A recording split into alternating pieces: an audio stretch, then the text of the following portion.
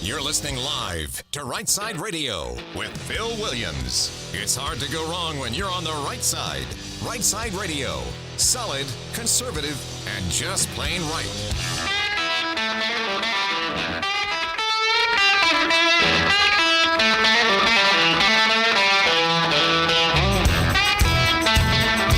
Alabama's syndicated news talk leader, Rightside Radio. Phil Williams here live in the Rightside studios. Man, we got the local, the state, the national, sometimes the international. We cover down on all the issues. And like that dude just said, solid, conservative, and just plain right. Well, it is Friday. We often call it Friday around here. And Boomer's on the board. Hey, buddy. How you doing? Hey, Friday. Hit that explosion of the applause. There it is. Friday! All right. You made it. We made it. We made it to the end of another week. It's by the way, it's been a full week. I mean, like dynamically full. And today has been no different. News is like popping up left and right. The Paul Pelosi attack video just got released. It's intriguing. We're about to watch a vote, which is underway right now. They're counting the votes to see whether or not Ronna McDaniel is going to maintain her position as head of the Republican National Committee. That's big doings. And then we've also, maybe tonight, got the release of a video coming out about police brutality in Memphis. And then, did you see the crazy video? Boomer, did you see the video last night of the undercover sting video by Project Veritas on the Pfizer executive? What? No, I did not.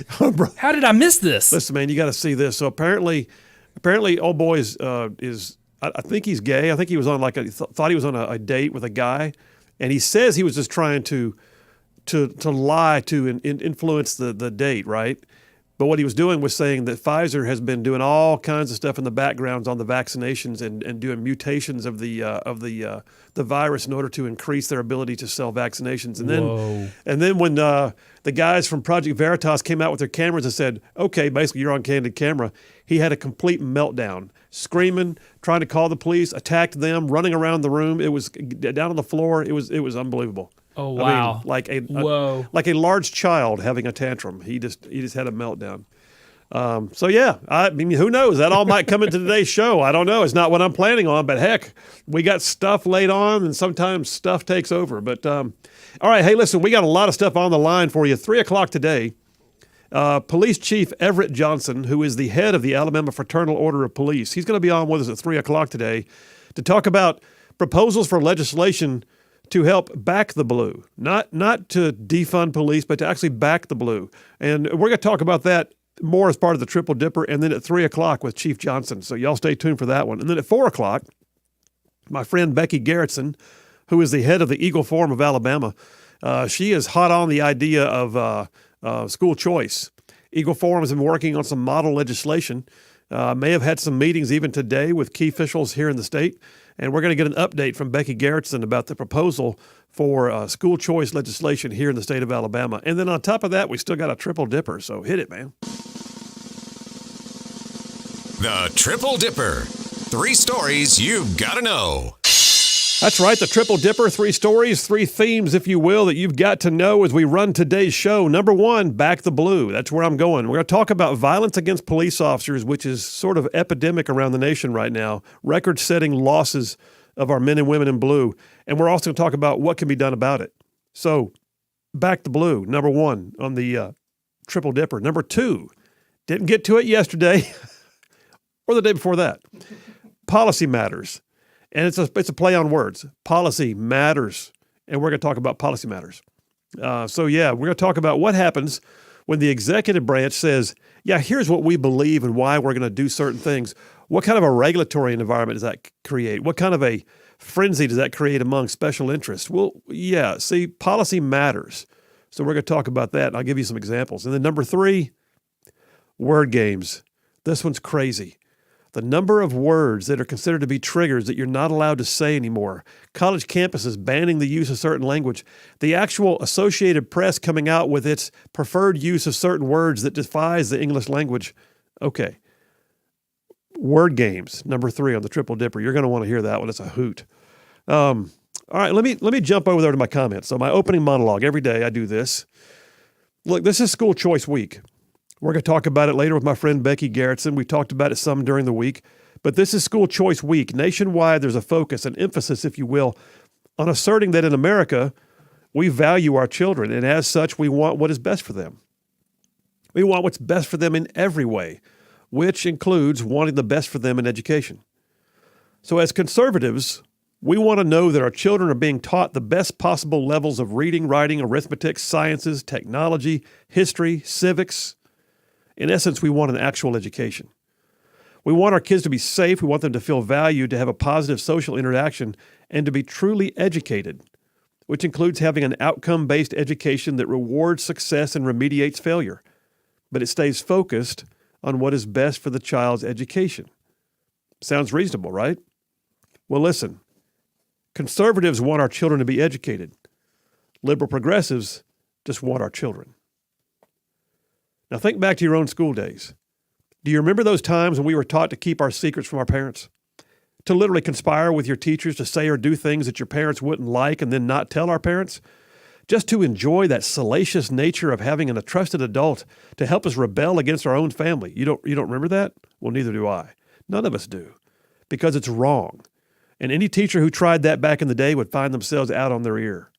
Okay, never mind that one. I'm sure you recall all those halcyon days of learning when you sat in biology class and you learned about the fundamentals of biology and anatomy and physiology, and you took tests on the topics. And even though the textbooks told you what was, that you were also told by your teachers that despite having to pass that test, that it was really bunk in reality, that the textbooks were wrong because any male could be a female and vice versa, simply just by identifying. Wait, you don't remember that? Neither do I. None of us do. And any teacher who tried that one back in the day would have been run out of town on a rail. Okay, well, all right. Those two aside, what about that time that we were taught in English class to use proper pronouns based upon the standards of use for the English language? And then went down the hall to our next class and had another teacher tell us that we can just misappropriate pronouns for our own satisfaction, and that she can be for a he and that they, them can be used on a singular person. Wait. That didn't happen in my school. And I guarantee it didn't happen in yours either. But it does now, and it happens far too often. And any teacher back in the day that attempted this tripe would be sent packing forthwith. Okay. All right. Okay. Maybe those three things didn't actually happen. But I feel sure that you recall those days when you were taught that this nation, the same United States that won 2 world wars and abolished slavery and put a man on the moon and invented the modern industrial age and more, that this nation that you grew up in, it really didn't start in 1776. It started in 1619 with slavery. And this great nation is systemically racist and not worth saving. Was that in your history books? Actually, it was not in mine either. And any teacher who tried to foist that kind of dogma on our kids would have been looking for work the next day. Now listen, it sounds like I'm being a bit sarcastic saying these things. I know, maybe so. But they're happening every day. Every single day, we are catching more glimpses into the activist factories that some schools have become. Schools where every value, every belief, every patriotic vibe and faith-based position is supposed to be taught, well, they're being laid bare and vacated by activists who pose as teachers.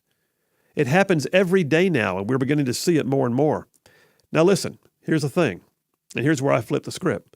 I will pause here and say that I know and believe that the vast majority of educators are not at all on board with the kind of educational indoctrination that I just described. They're not. There are patriots and godly influences in classrooms all over the nation, and they have a calling to truly love and educate our kids. But too many of them are aware of what happens in the next classroom to theirs, and they don't do anything about it. They're reticent to get involved. They don't want to face the shouts and the aspersions.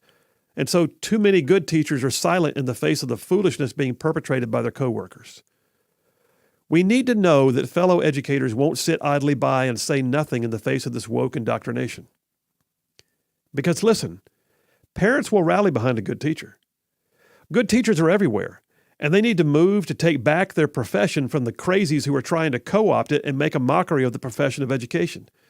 I guarantee you that if a teacher sees a neighboring classroom being set up as a so-called safe space for kids to change their names, their pronouns, and even their genders allegedly, or the classroom down the hall where they're taught to despise the flag of the United States, or the denial of scientific reason by attempting to tell students that regardless of what they say on their biology test, that in real life men can get pregnant. Well, good teachers who see that and call it out, they'll have parents and concerned citizens getting their back, I guarantee it. But here's the thing.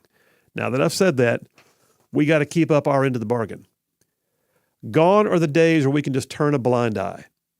Gone are the days where we can just shrug our shoulders and say, well, it's not my kid, so it's not my fight. You see, progressive liberals want our kids. And if it's not your kid today, then it'll be your grandchild tomorrow. It'll be that sweet neighbor's kid who plays in the yard next to yours. It'll be the little minions that run in the hallways of your church and play on the playground in the corner and get too loud in the grocery store.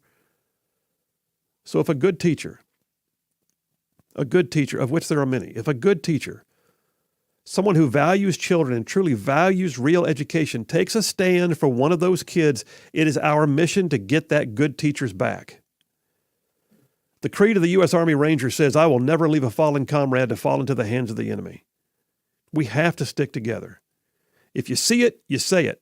And we get each other's back, and we never, ever settle for letting progressives indoctrinate our kids in schools. Good teachers and good folks can make a difference. And that's a wrap for the Right Side Way. Fired up, Boomer. Yes. Saying. But there are, man. There's tons of good teachers out there, but there's also tons of good folks, good teachers who sit idly by and go, oh man, I don't want to get involved. Well, you got to get involved. If your calling is education, then don't let your profession be stolen by the crazies. I'm just saying. Phil Williams, Right Side Radio. Y'all stay tuned. We'll be right back.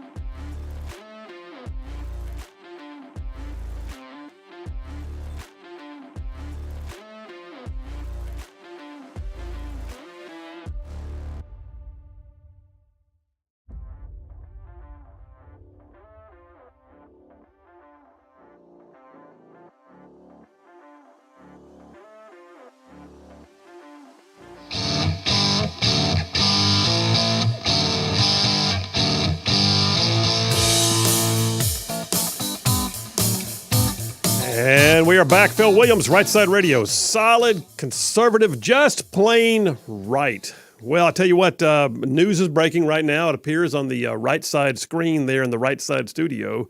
Yep, looks like Ronna McDaniel has won her 4th term as RNC chair. So, yeah, Mitt Romney's niece, who presided over very tepid results over the last 2 election cycles, she gets to stay as the boss, and I don't understand that at all. And I can't help but wonder, I really liked Harmeet Dillon. Harmeet Dillon, a head of the Republican Lawyers Association, a constant commentator on Fox News and others, ran against her, but then so did Mike Lindell. Mike Lindell was never going to wind up being the head of the RNC. He wasn't. And I can't help but wonder if his candidacy wound up being a spoiler because I need to see how close the votes were. But if it turns out that Mike Lindell got enough of the vote to split the anti-Ronna McDaniel vote, then it would turn out that he's the spoiler. Anyway, Ronna McDaniel, she gets rewarded for mediocrity, and she gets to stay on as the head of the RNC. Hey, before I tell you what, Boomer, I just showed you have you seen? Ooh. Okay, New York City. Yes. Like what the heck? Well, what were they thinking? Okay, so here's the deal. Let me back up. The audience is like, what are they even talking about? You and I know what we're talking about. Let's let everybody in on it. Shh, here we go. You ready? No, have you seen the idol, the pagan idol that was put up on I guess it's the courthouse in New York City? Unbelievable. And so they took down a statue of Teddy Roosevelt because he's controversial. It's Teddy Roosevelt. I mean, whatever. Anyway, they took down the statue of Teddy Roosevelt, and they put up a statue to honor abortion. And it's are you putting it up on the screen, bud? I'm good. I'm about to right now. Yeah, Just give me about 2 minutes. Half of me doesn't want that thing associated with our right side broadcasting. But this thing looks like some pagan idol to sacrificing your children, which is appropriate.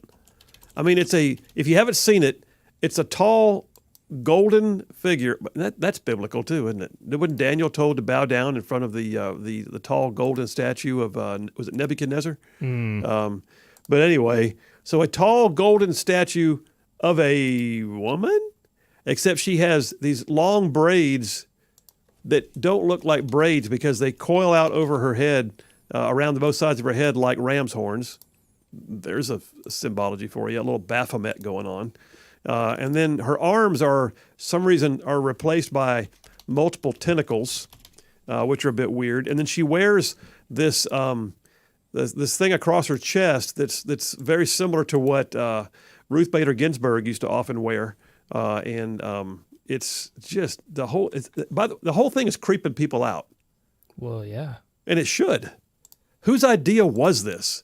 I want to know who the approving authority was for this. I mean, at what point does someone go, well, we've done our due diligence and we certainly appreciate the efforts of the artist and we believe this is a good fit for us. Nobody likes it. And not only that, a lot of people don't want to be near it, and they certainly don't want it standing over their courthouse. And then I saw our buddy Yaffe, who's been on the show several times. Yaffe just tweeted out just a minute ago. He says, I don't tend to stand anywhere near this thing because I'm pretty sure God's going to open up the earth to swallow up its followers any time now. But did you get that image to put up there? Yeah, it's going up right now. Okay, so if you're watching the live stream at our website, www.rightsideradio.org, or on YouTube, Rightside Radio on YouTube, Boomer is putting it up right now so you can see this abomination, this idol, this absolute, I mean, I'm not kidding you, y'all. This one does not look like something where you go, well, I guess beauty's in the eye of the beholder. Well, it's art. Art's kind of weird. So no, this is looking like some kind of pagan goddess that we're supposed to sacrifice children to. That's what it looks like. I'm just saying. Oh boy. Yuck. Yeah, that's pretty gross. Is that it on the side there? Yeah, right there on the side.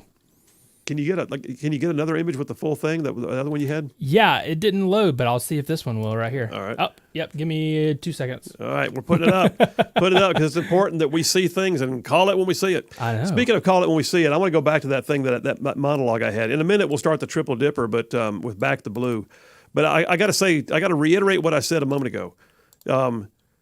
With regards to teachers knowing what's happening in other classrooms in their building, say something about it. I just want to encourage you.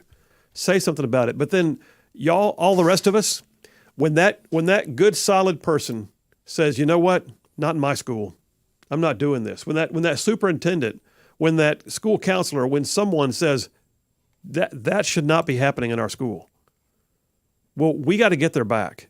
We can't let them take the heat. We can't let them face retribution from the liberal progressives who want to scream out and dox everybody who doesn't like their position. I'm just saying we can't let them be abandoned or, for that matter, feel like they're all alone in their claims because none of the rest of us like it. Oh, you got the image up now, don't you, bud? Yes, sir. All right. If you're watching the imagery, Boomer has the pagan idol up on the screen so you can see it. Good night. That is just an abomination. Oh, gross. That's not even art. That's just gross. Yeah. Okay.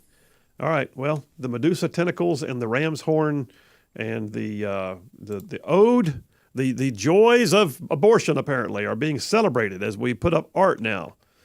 Whatever. All right, coming back now, we're going to jump into the Triple Dipper, Back the Blue. Back the Blue is literally designed to talk about the men and women in police forces around the nation who put themselves in harm's way on a daily basis. They are our troops. They are our personal defenders, and they deserve better than what they're getting right now in some places. Y'all stay tuned. Phil Williams, Rightside Radio. We'll be right back.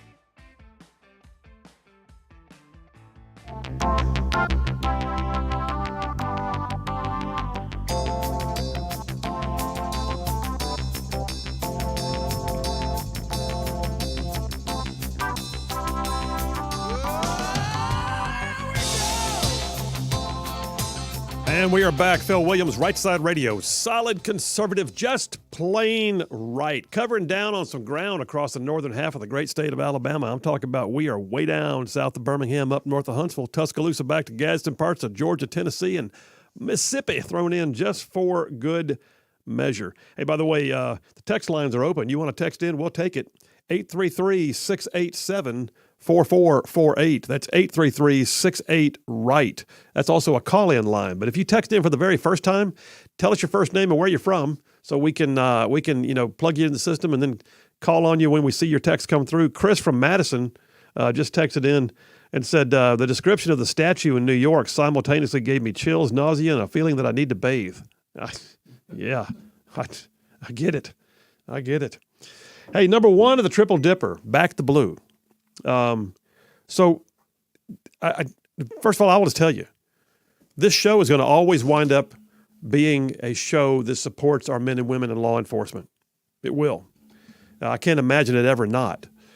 But that being said, it's also amazing to me the sentiment that we see in some places that somehow, it's like I saw this weird bias sometimes when I was in elected office, that people would just, the script would just flip for them, like a switch inside their heads. You're an elected official? Oh, then you must be, they just like all of a sudden they lump you into some kind of category and they objectify you. Well, we're seeing too often that's what's happening with law enforcement in this nation, especially since the rise of Black Lives Matter and the protests that were allowed to occur across the nation, and the fact that liberals wind up holding several key offices that wind up making the laws tougher, even to the extent of defunding the police, but yet never once, minimizing the things they still had to do. They were told to keep doing the same, but with less. Well, the Alabama Fraternal Order of Police is calling this out in a big way. And the Alabama FOP, in fact, top of the hour, you're going to want to stay tuned because Chief Everett Johnson, who is the head of the Alabama Fraternal Order of Police, he will be on the show with us talking about some things. But by the way, when I got ready for the show today, I find that he's already been quoted all over the place. He's been in multiple interviews and other articles. Here's one from exactly a year ago almost, January 29th of 2022. He points out in that one, he says the storyline from ABC 3340 back then says 6 law enforcement officers were shot across the country in 48 hours. One officer was buried Friday, that's back then, and his partner's funeral was Saturday. And the violence towards those sworn to protect and serve is taking a toll on recruitment, according to the Alabama State Fraternal Order of Police. So Everett Johnson, our future guest here in a few minutes, said it's very difficult right now. It's incredibly difficult. Every agency across the state has a shortage of law enforcement officers. They are leaving if they have time to retire, and they're leaving the ranks as fast as they can. In 2021, just before this article was written, 346 officers were shot in the line of duty nationwide. 63 of those were killed. It's a number that the FOP calls historic. And Everett Johnson says, and I'm sure I'll say on my show too, that the anti-police movement has plagued our major cities and has led to an increase of disregard for law and order and disregard for life, especially for the officers who put their lives on the line every day. Well, by the way, what I love is this. He's not afraid to mix it up. So Chief Johnson got into it with the liberal mayor of Montgomery, Stephen Reed. So story here, February of last year. Everett Johnson, our future guest, says the Alabama Fraternal Order of Police is at odds with Montgomery Mayor Stephen Reed, according to a story here on alabamanews.net. Says, as we continue to see crime increase in Montgomery, the city is working to find a resolution. They're implementing long-term efforts, working to increase bails, the development of crime prevention. But here's the thing. Mayor Reed, and remember, when you're in charge, man, your words matter. Mayor Reed comes out and goes, we can't look for the short-term fix. The short-term fix leads to lawsuits. The short-term fix leads to trigger-happy cops. That's the mayor. That's the mayor of one of the biggest cities in our state. Daring to say that by taking a stand on either short-term or long-term fixes, in this case short-term, that it could lead to trigger-happy cops. Let me point out to you that police officers have more firearms training and oftentimes more than the military. Depending on what you did in the military, you may not have near as much firearms training as a police officer does, at least with their service weapon. So Everett Johnson, our guest here in a little while, he said he believes that kind of comment adds more fire to the concept that police are somehow the problem in our society. They're not part of the solution. In his words, he says, we have a community that is trigger happy, not our law enforcement officers. It's heartbreaking that these men and women go out every day, and then the mayor turns around and says that they are potentially trigger happy, putting a persona on them that they are just here to cause some kind of violence and mayhem. Well, of course, the mayor responded because that's who he is. I mean, he was, touchy much, but he comes out and goes, well, it's easy to twist words behind a keyboard. Where were you when I put 2 officers in every car, when I gave them 20% pay raises, when I tried to stop the So bottom line is what he's going was, nuh-uh. Well, the bottom line is you were wrong, Mayor. You were wrong. Accept it. You painted an image of trigger-happy police when you know that's not true. So as we back the blue, consider this. There is a rough job out there, and Alabama's got some of the roughest places for that job. I mean, the men and women who serve in law enforcement, whether they be county or municipality, or for that matter, even some of the law enforcement agencies that protect our college campuses, because some of those are autonomous. I know one guy who's a chief of a major 4-year university, and it's a full-time job, man. He's got a force, and they do good work. But whether or not you are the chief or part of the rank and file, you're a beat cop or you are the sheriff of the whole county, it doesn't matter. The truth of the matter is there is a difficult job out there. And there are days when it goes by smooth as you can imagine, and there are other days when I'm sure they question why they do it, especially when you consider some aware they do it. And right now, a story here that I've got from August of last year. It's no surprise. Birmingham, Alabama ranks as one of the murder capitals of the United States. By the way, this story came out in August. By the end of the year, Birmingham had set, I believe it was a 40-year high for murders in the municipal limits of Birmingham. Doesn't take into account all of Jefferson County. We're talking just Birmingham. So as you consider what police do every day, also recognize where they are. Birmingham, Alabama, it says, ranks right up there with New Orleans, Baltimore, and then Birmingham, the third highest last year at per capita rate of murder per population. Everett Johnson again, commenting for Fox News nationally. So I think you could see a trend in increased violence across our country as a whole. Birmingham, just based off per capita murders, falls in line with what's going on in the rest of the country for the past 2 or 3 years. And he went on to talk about what a difficult job it is. He says, based on my knowledge of Birmingham and similar cities, they have a very lenient bond process and pretty much a signature bond that lets you back out regardless of the crime. And when violent offenders are not locked away, violence increases, said Everett Johnson. So I don't think it's a lenient bond system and a lenient criminal justice system. No, he said, I think it is a lenient bond system and a lenient criminal justice system. And he basically says, we've got to stop putting them back out on the street like that. If we arrest them, if we in blue put cuffs on them and bring them to you, if they're innocent, I get it. But if they are habitual violent offenders, why are they back out on our streets committing more violence? And oh, by the way, sometimes targeting police in the process. Well, there's a new thing going on right now. It's gaining some notoriety. I've got an article here that we'll talk about in just a minute when we get back from the break. But December of last year, an article here from a group called NONDOC that's called Back the Blue Laws are gaining popularity. So Back the Blue Laws are the ones that literally say it can be a hate crime to attack a police officer and intentionally try to do them harm. And oh, by the way, there's other things we can do too, like stop the defunding madness or stop the leniency on the signature bond or the no bail movements that we're seeing nationwide.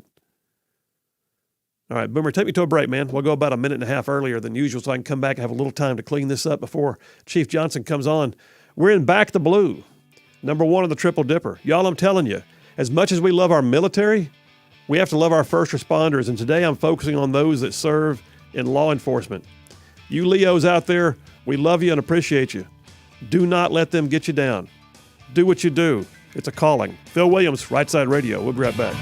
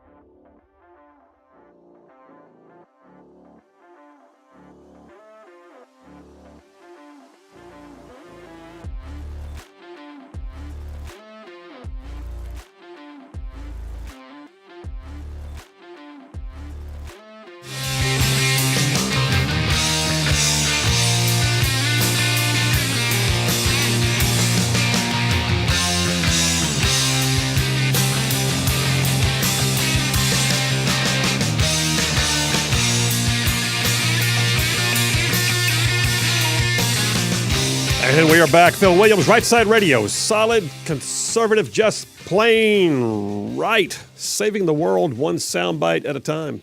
Hey, text lines have gone boom. Boom, boomer. But a lot of them texting in on this topic and also on that statue that's in New York City, that idol. Bruce from Hazel Green just texted in, said, proud of my daughter and son. One works for the FBI, one works for the Huntsville Police Department. And I said, awesome. And I gave him my regards for raising them right. Thank you for what they do. We got plenty more, but also got somebody. Is that Sparky? Sparky on line one. How you doing, bud? Hey, I'm awesome, Phil. Great show, great segment. Thank you, sir. I like you. I was military for a career, and I was self-aware enough to know that what I did as an aviator was fairly demanding, but I was self-aware enough to know that I wasn't tough enough or strong enough to be like an Army Ranger, or Tenemy wouldn't be strong enough to be a Navy SEAL.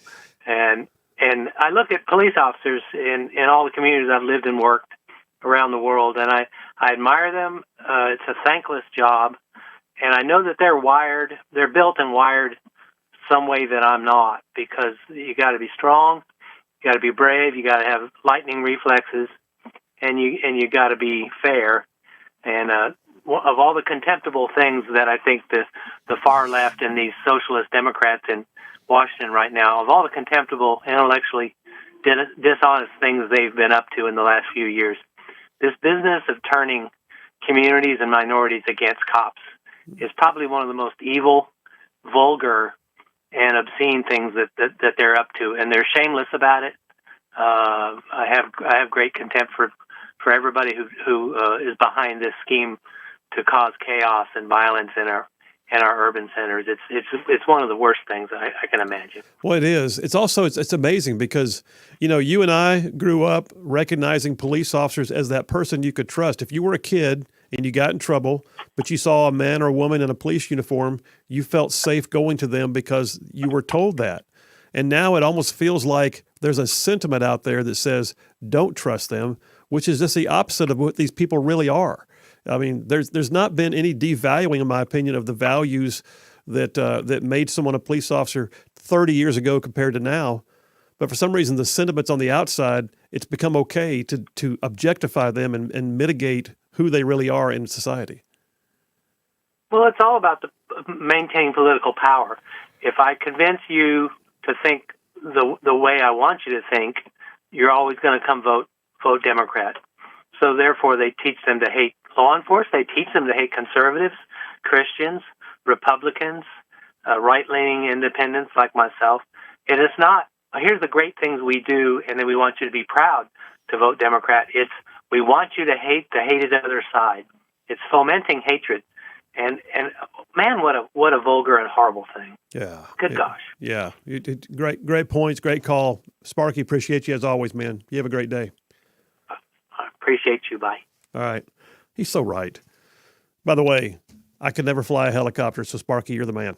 But yeah, these back to blue laws, I think it's important that we look at this. I mean, there were times when I would be in Montgomery and we were looking at state laws to benefit veterans, and there was a period of time there where I felt like every day somebody was bringing another, let's do this for a veterans bill. It got a little bit like to the point that I would go, I get it, man. I'm not going to vote against it, but we don't have to have all this stuff. We love what we did. We're proud of what we did.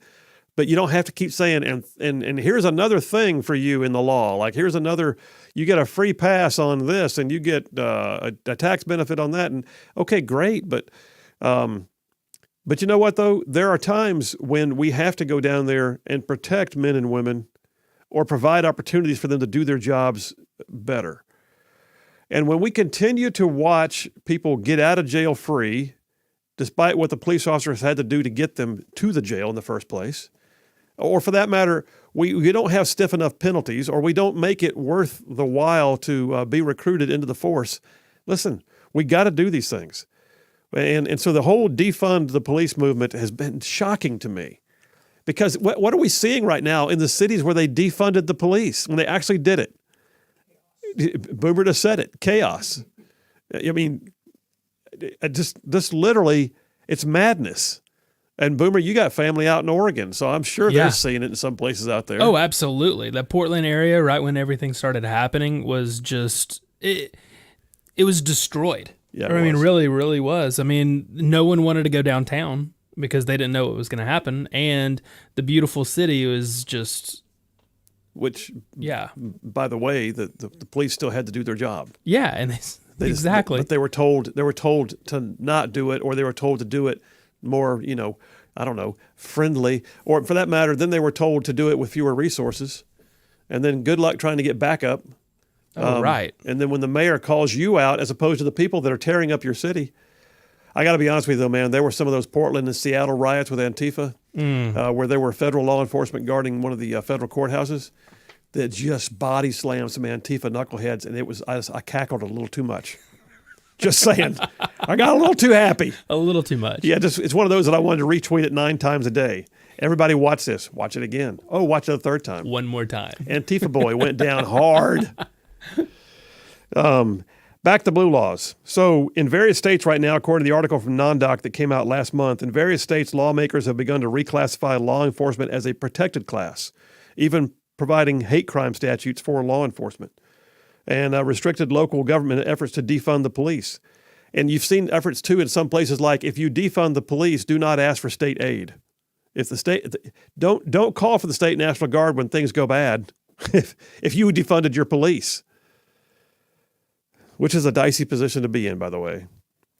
And they've got new laws on the books in some places to increase the limits and the penalties for protest-related crimes, limiting the filming of police officers, which, by the way, is entrapment.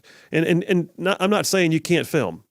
What I am saying is it's absolutely, to me, nauseating to watch people get their cameras, rather than help stop the crime or intervene when the police officer is struggling with a perpetrator.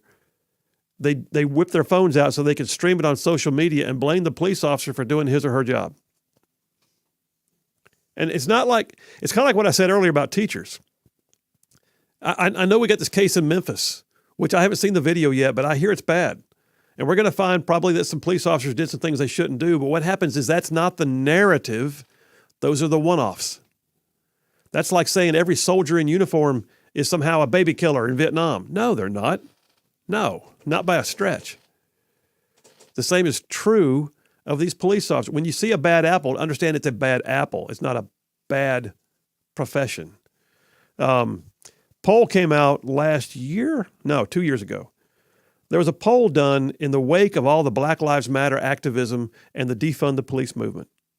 Check in to see, by the way, I find it amazing we had to poll this at all. Like, why is this even a poll? But USA Today, there you go.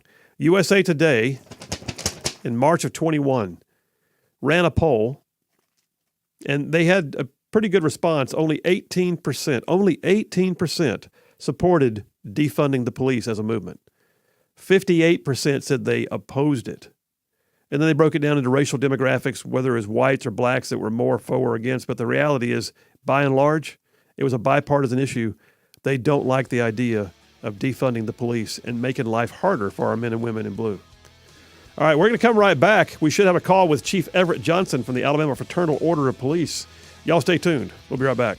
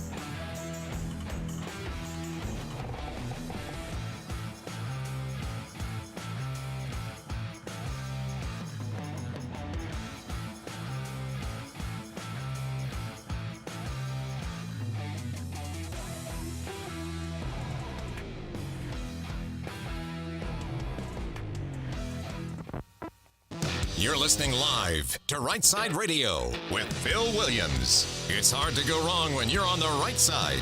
Rightside Radio. Solid, conservative, and just plain right.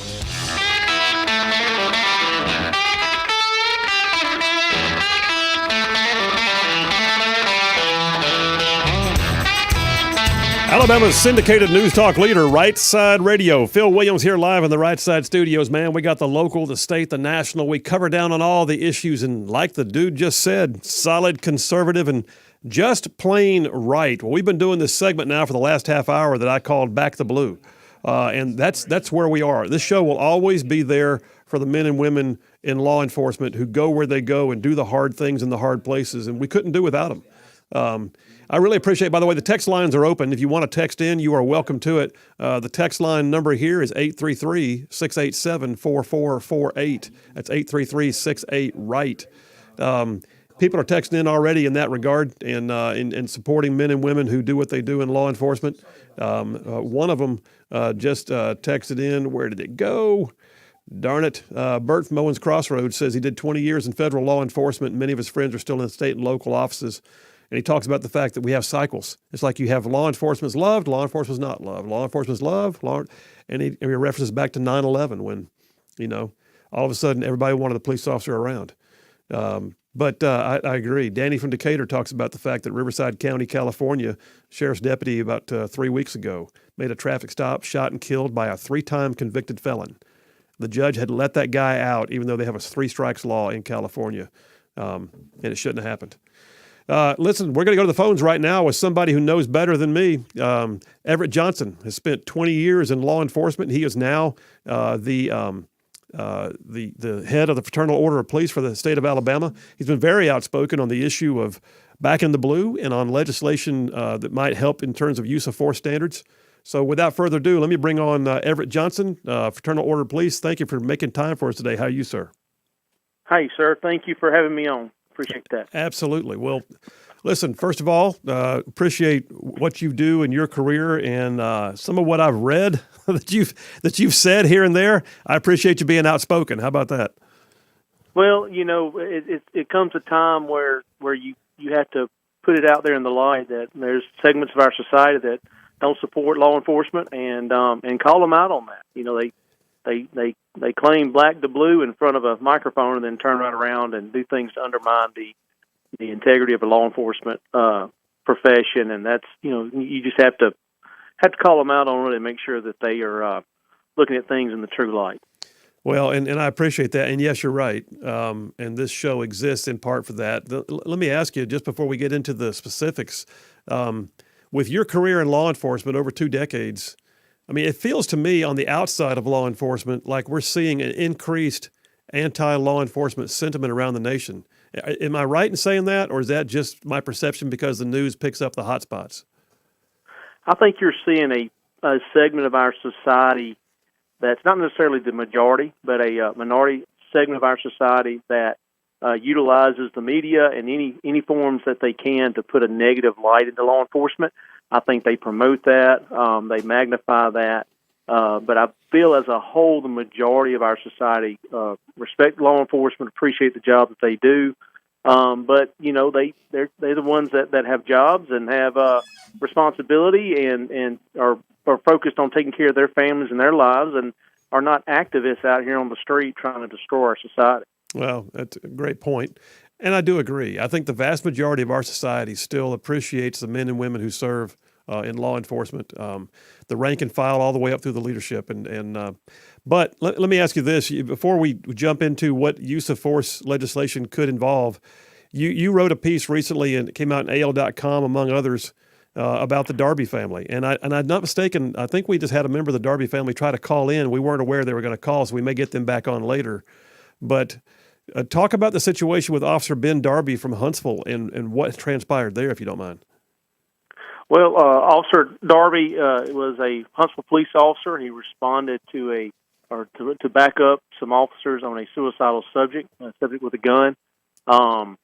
He arrives on the scene. The officers, my understanding, the officers on the scene were not in a situation to protect themselves and to put themselves in a safe place to de-escalate the situation.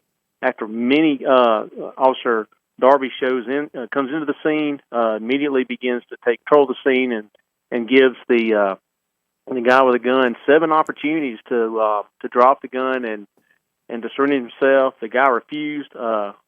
Apparently made some type of overt movement that Officer Darby felt like was a danger to himself and the other officers, and had to use force to end the situation, which resulted in the death of this individual. He was cleared by his agency for policy and procedure purposes.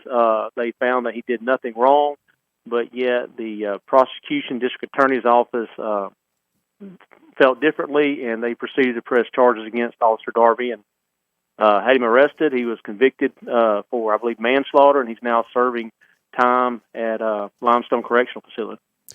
Well, okay, I look at this, and from your description of it, I have a hard time fathoming that there was a conviction. I mean, number one, he was responding. There were multiple officers on the scene. The guy did have a firearm. He was threatening, and Officer Darby had resisted taking immediate, action to use force.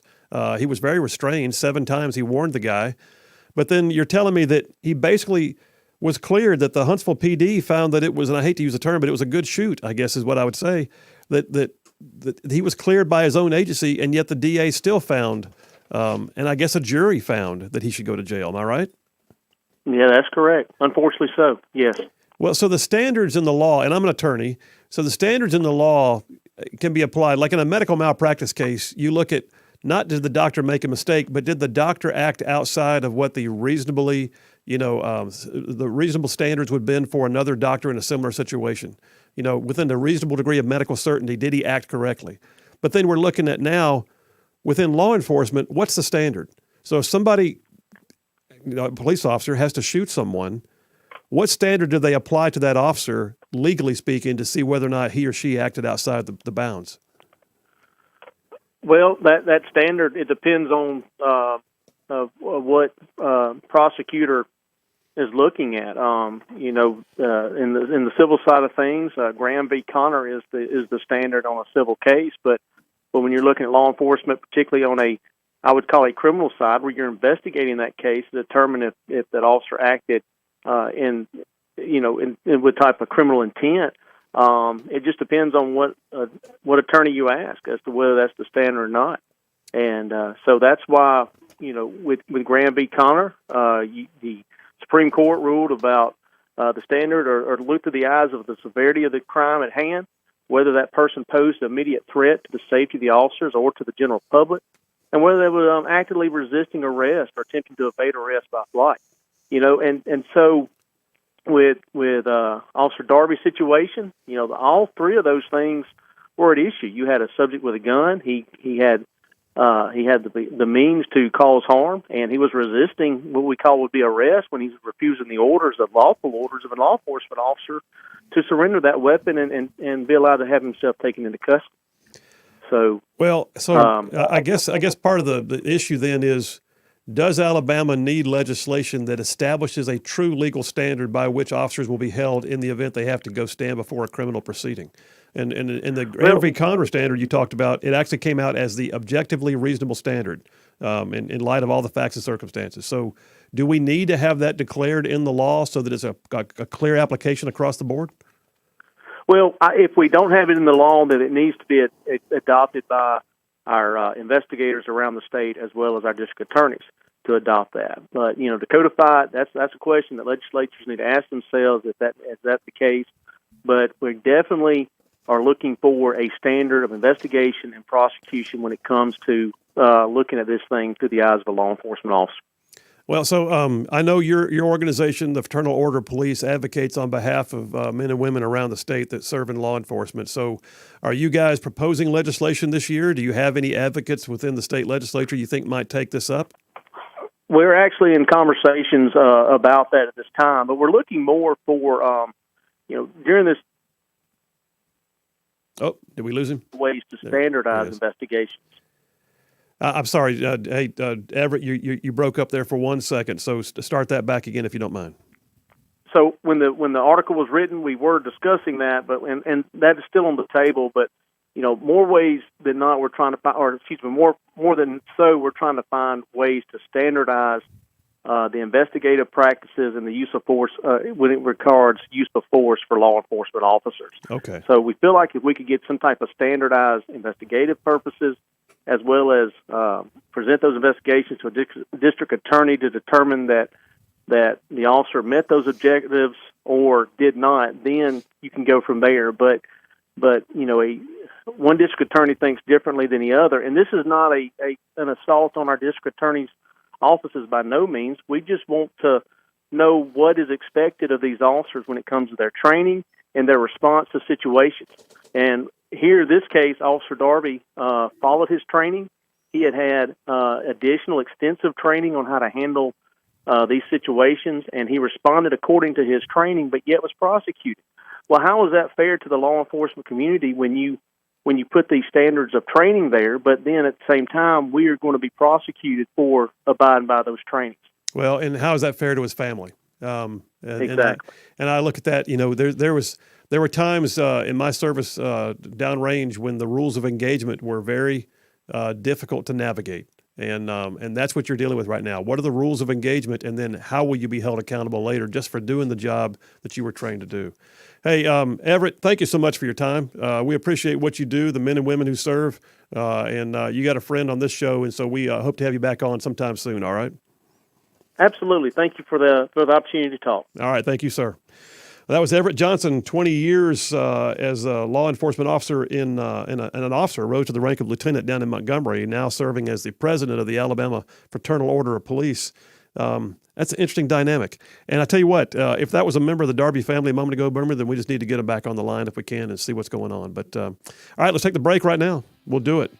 Number one of the Triple Dipper, Back the Blue. Phil Williams, Rightside Radio. We will be right back.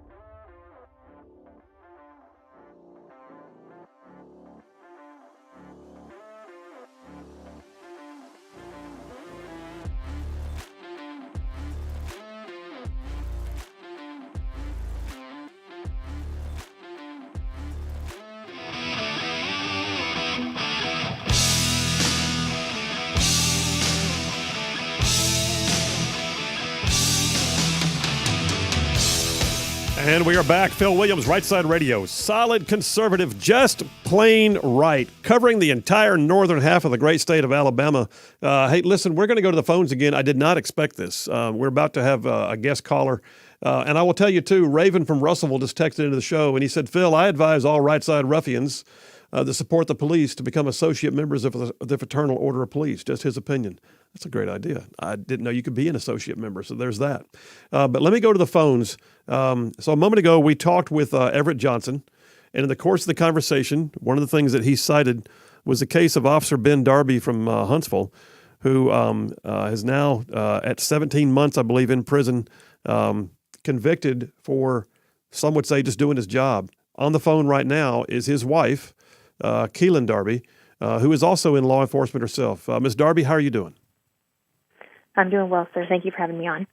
Well, thank you. And you guys have been through it, but do me this, if you would. Shed some light on the circumstances as you understand it with your husband and where y'all are at right now. Yeah, so like Everett said, he responded to a call for service when officers asked for help. He got there, saw that the officers weren't handling the scene from a safe vantage point. He stepped in, gave Mr. Parker several opportunities to drop his weapon. He didn't do that. Mr. Parker posed the threat to them and made a movement. Ben took that as a threat against himself and the other two officers, and he had to stop that threat in front of them. We went to court after, so that was in 2018. We didn't go to court on it until May of 2021, which was a fiasco in itself because of COVID, and I wasn't allowed to go into the courtroom. It was completely closed off to the public. We watched it through a Zoom feed, which in turn was turned off with no warning, which is a closure of the courtroom, which is a violation of his rights. We go through the week of trial, and the jury convicts him. The jury wasn't properly instructed on, and you're an attorney, so you're aware of how that works. They weren't given proper jury instructions. They weren't given relevant testimony to hear. They weren't allowed to hear from a training instructor that trained Ben on the concept of action versus reaction. Many relevant things that exonerates him is exculpatory evidence that he wouldn't be in prison today if those things were heard. But that jury, in my opinion, and several others, was forced to convict him, and they convicted him of murder, which currently he has a 25-year sentence. And the crazy thing is, at the very beginning of all this, the DA said, just fire him and we won't convict him. The city of Huntsville and the chief and everyone there said he didn't do anything wrong. We're not going to do that. The DA charges him. We go through the court process, wait for COVID, finally get a trial. Right before trial, the DA says, take this plea of manslaughter, no prison time, 5 years probation. You won't have to go into custody. Ben says, no, I didn't commit manslaughter and I didn't commit murder. I'm not going. I'm not taking the deal. We go to court. He ultimately gets found guilty. And then we go to sentencing, and he asks for 25 years. The state minimum in Alabama is 20. So tell me it's not personal when you say just fire him and we won't deal with him about it, and then you ask for 25 years. There's no reasoning for that logically. Let me ask you this, Ms. Darby, and by the way, thanks for calling in. Thanks for what you do personally, and I guess you're still on the job in law enforcement too right now, aren't you? So I won't say where, but you're in another force. Yes, sir. This is my 7th year. I work as a sergeant over patrol over a 12-man unit. Well, Thank you for that. So the situation with your husband, I mean, I look at it and think, yeah, I heard 5 or 6 things in there that are appealable. Was there, I mean, not the least of which is the closing of the courtroom, which created an unusual environment that made it suspect. But are y'all on appeal right now? Does he have appellate processes underway? Yes, we are under appeal. We filed February 1st of last year. We had oral arguments granted to us in August and actually had that hearing November 10th, and we're waiting on the Court of Criminal Appeals to issue that decision. We have not heard anything from them, and unfortunately, they have no timeline, so they can answer us today or they could answer us next November, but there's no pressure on them to make a decision. As the I have to ask you this too. So you've got a situation where your husband was cleared by his department, backed by the city. Did they provide you adequate counsel, or did you have to pay out of pocket to your own legal fees? So they provided us counsel for his initial trial, which was a blessing in and of itself because that was over $125,000. Wow. So the city took care of that. We are on the hook for his appeal, and we're at that amount now. So people have been generous in donating, helping us with his appeal costs. Every cent that is donated goes to appeal fees. I don't take anything from it to live on personally. So we've had major people back us, including the state FOP, like Mr. Johnson, who was just on. The national FOP supports Ben Darby. The Pipe Hitter Foundation. You can go to StandWithDarby.com, and people can hear more, learn more, and donate to help us with that. Well, I tell you what, I hate to do this to you, but I have a hard break that I can't get out of. It's going to about to start in about 30 seconds. But let me just ask you this. Would you mind holding on during the break and finishing up with us when we come back? Absolutely. All right, you stay tuned. Unbelievable. All right, folks, Phil Williams, Rightside Radio. Y'all stay tuned. We'll be right back.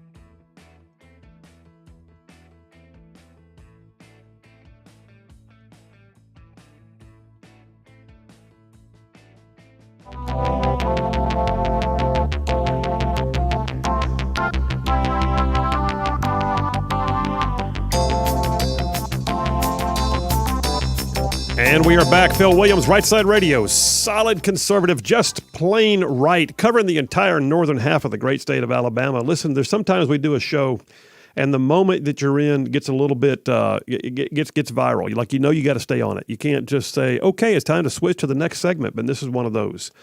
Started off today with a whole segment called Back the Blue. Talked about the fact that there is a defund the police movement nationwide that has done nothing but hurt. That law enforcement still has the hardest job they ever had. In some places now they have fewer assets to do it with.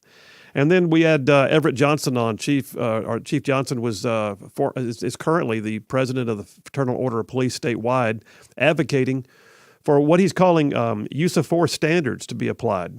Just like we have in other lawsuits or criminal cases, there's a standard. You know what the objective standard is to apply to the situation at hand, and his implication was that there's not that in law enforcement. Right now on the phone, we're going to go back and talk to Ms. Keelan Darby, who is the wife and a law enforcement officer herself, but the wife of Officer Ben Darby, who is currently serving time in prison for having been convicted for, basically the crime of doing his job, it sounds like. But let's go back to the phones real quick, Boomer. Ms. Darby, you still there? I'm still here. Thank you. Well, thank you so much for hanging on and taking time with us. And let me ask you this. I got a couple of questions, but I also want to get back before you leave. I wanted to have an unfettered moment there for you to tell folks how to support y'all's efforts, because towards the end of the segment there, I felt like it was going to get too rushed and people wouldn't be able to hear it. And I want to get that out in a minute. But let me ask you this. Was this case, we saw so much right now, like with the George Floyd situation and others. Was your husband's case, was it politically or racially charged? Were there activists involved in this, or was it just literally a DA and that was it? I would say it was just the DA and a couple prosecutors out of Madison County. We didn't have riots. We didn't have, there's no racial element.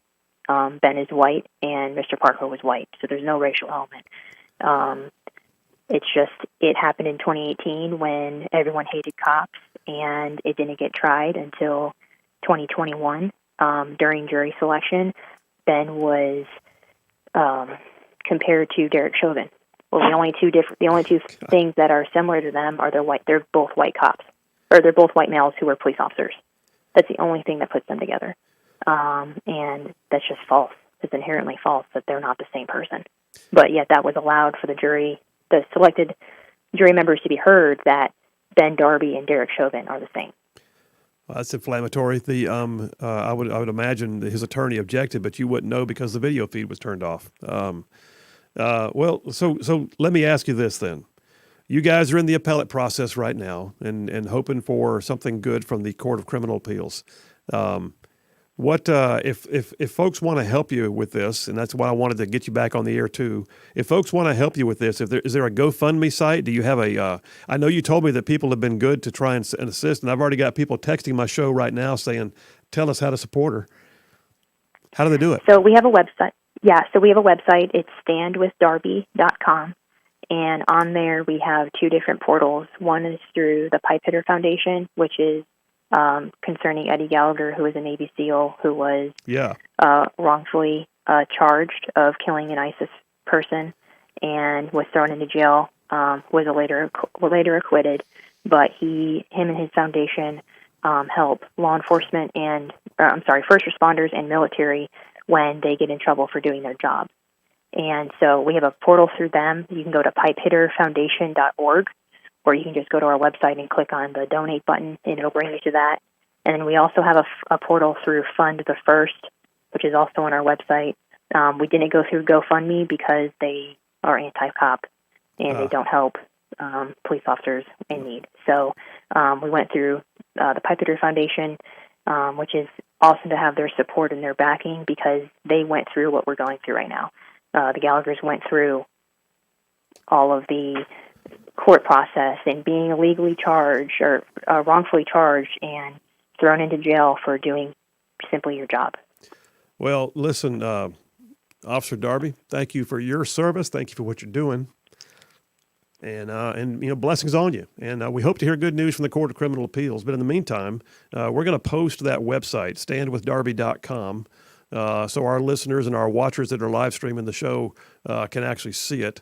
But it's out there, and I think people are hearing you. You're broadcasting over half the state right now. So thank you for what you do, and keep us posted on what goes on, okay? Absolutely. Thank you for the opportunity. We're very hopeful for the appeal process. We're just waiting on the courts to make that decision. And that could be any day now. Okay. All right. Well, thank you so much. And again, thanks for your time. Oh, my gosh. That's just, okay, that one wore me out. But folks, I'm going to tell you, it's a thankless job sometimes. And I'll be honest with you, as soon as you don't have them, you'll know it. Because, the people who go, oh, you law enforcement, you just want to pull me over and write me a traffic ticket and make my life difficult. I guarantee you, as soon as you need them, you'll be saying, where's the police? Yeah, won't you? Well, you know what? I'm preaching to the choir right now. Although I'll say this. I got saved while I was sitting in the choir. How about that? I did. I accepted Christ while I was singing in the choir, so don't stop preaching to the choir. So let me tell the choir right now, all you Rightside ruffians out there, this is a big deal. And so, let it be something that becomes pervasive in your life.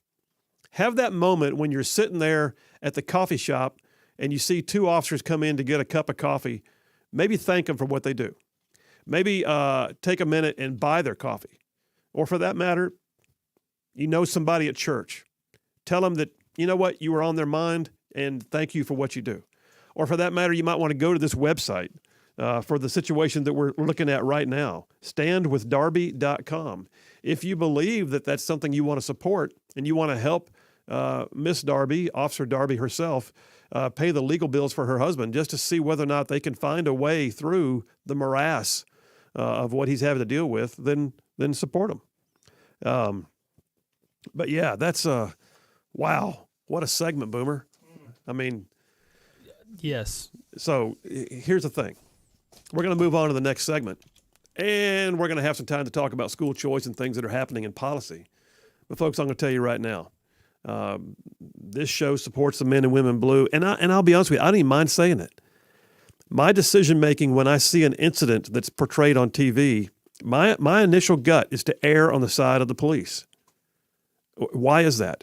Because I know their training, because I know their calling, because I understand what it means to be in hard places doing hard things, and I know what it means to go home at the end of the day and just be thankful that you're there. So that being said, this show, and I make no bones about it. If they're wrong, I'll say it. These guys in Memphis, I may have to say something tomorrow. Who knows? But the gut reaction that this show is going to have is to err on the side of the police. So, men and women in blue, we back you. We love you. Thanks for what you do. Boomer, let's go ahead and take the break about 2 minutes early. We'll come right back and we'll jump into the next segment, start talking about things about policy and moving to school choice. Conversation coming up top of the hour with Becky Garrettson from the Eagle Forum. You're going to want to hear that. Is there going to be legislation this year? I do believe there is. The question is, can we get it passed? All right, folks, Phil Williams, Rightside Radio. Y'all stay tuned. We'll be right back.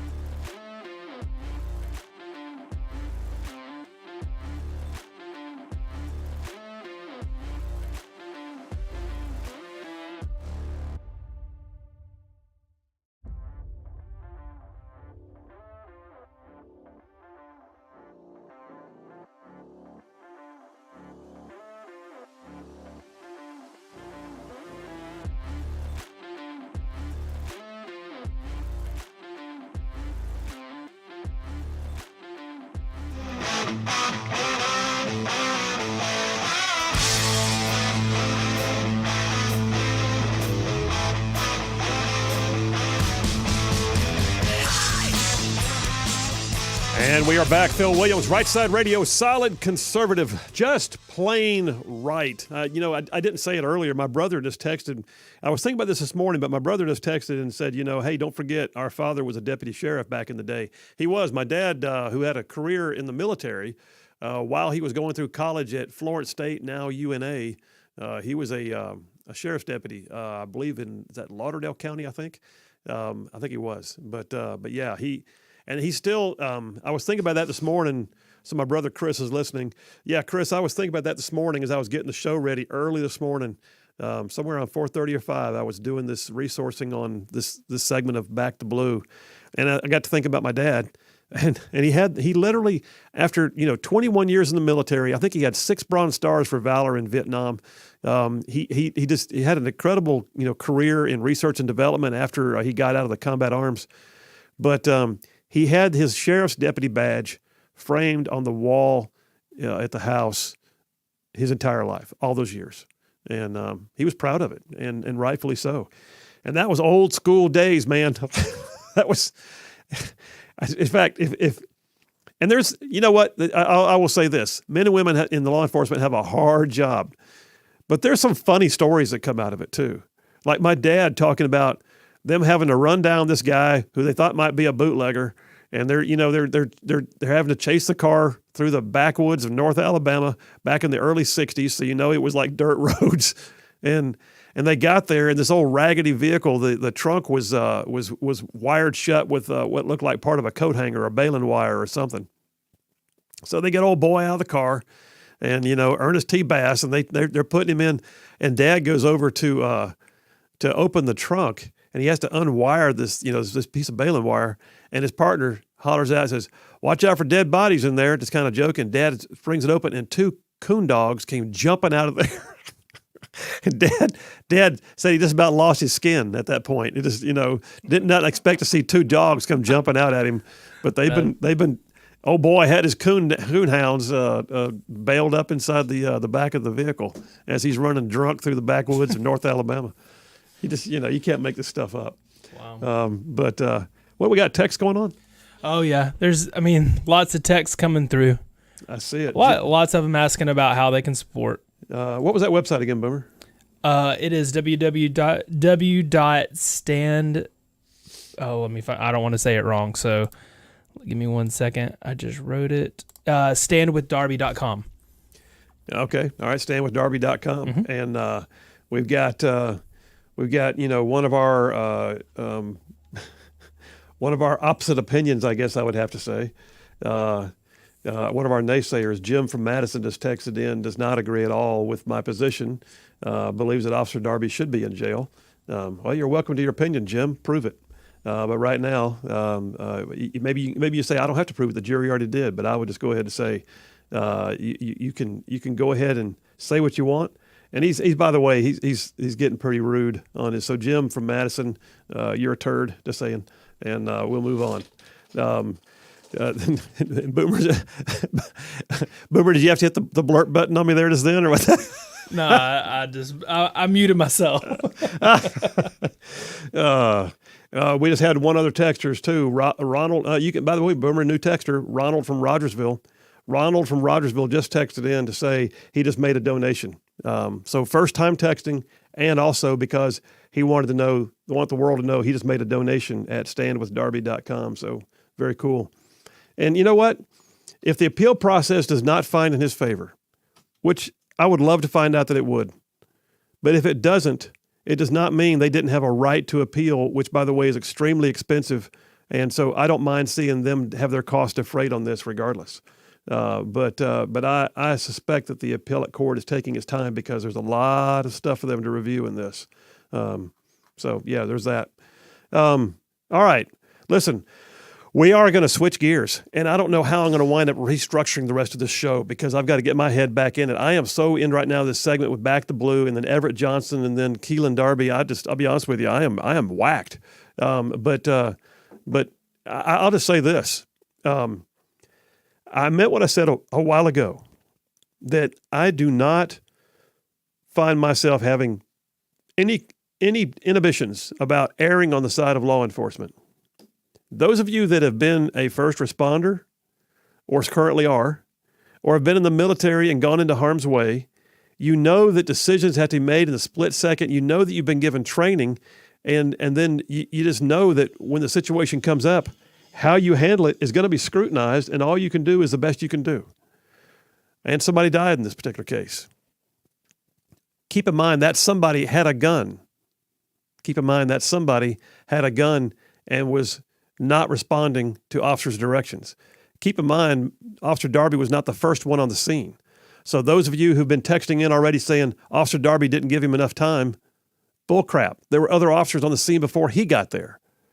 So there was plenty of time for response. And, oh, by the way, those of you that are naysayers, how do you respond to the fact that his department did a complete internal review and cleared him? I guess you're going to say, well, it was just bias. They were trying to help the brother out. Okay, sure.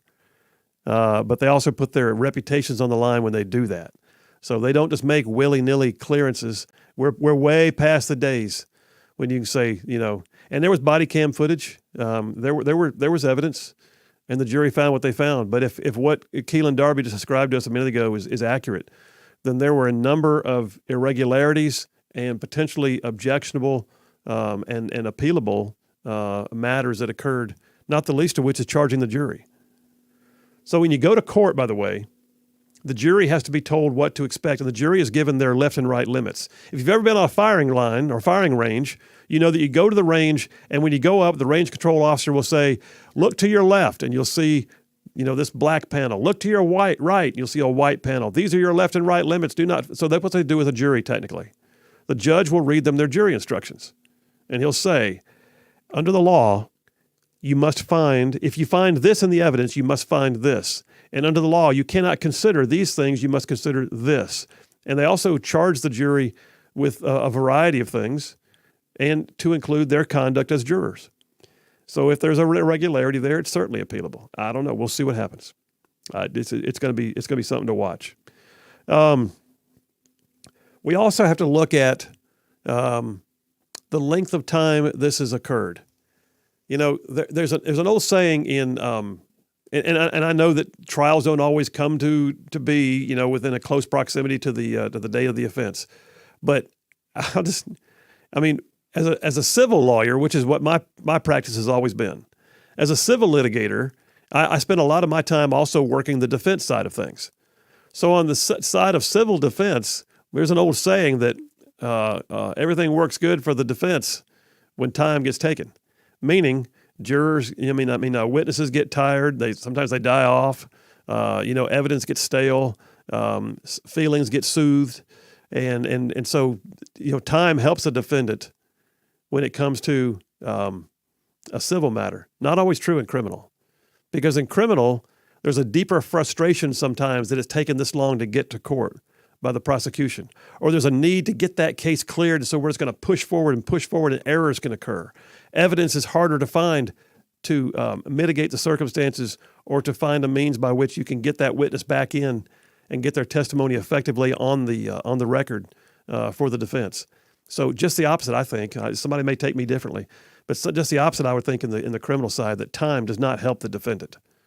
The quicker you can get a trial, as long as you've had a chance for discovery, the quicker you can get to trial may often be better for the criminal defendant, I would think. There's my opinion. Anyway, listen, moving forward right now, we're going to switch gears. Coming back up top of the hour, I've got Becky Garrettson. Becky is with the Alabama Eagle Forum. We're switching gears completely, moving on to the next topic, switching gears to talking about things like school choice. Holy smokes.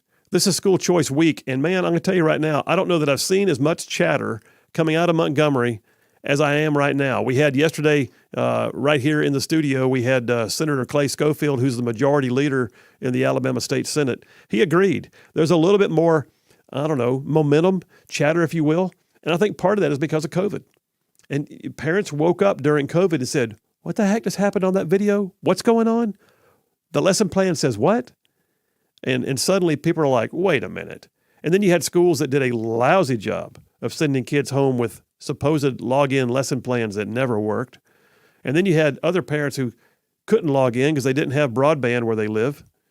And all said and done, it was a debacle. And we're seeing right now nationwide that we've seen a setback in scores.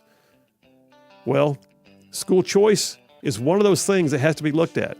It may not be the silver bullet, the panacea for all our needs, but you know what? Being confined to your zip code certainly hadn't worked, has it? Not in Alabama, where we're last in the nation. And it's not funding at all. All right, folks, Phil Williams, Rightside Radio. Y'all stay tuned. We'll be right back.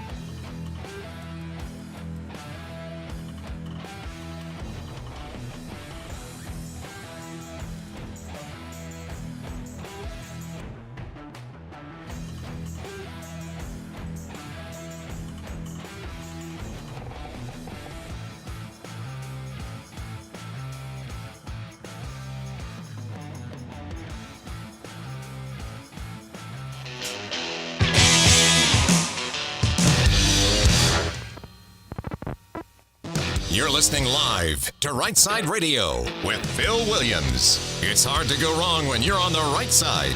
Rightside Radio. Solid, conservative, and just plain right.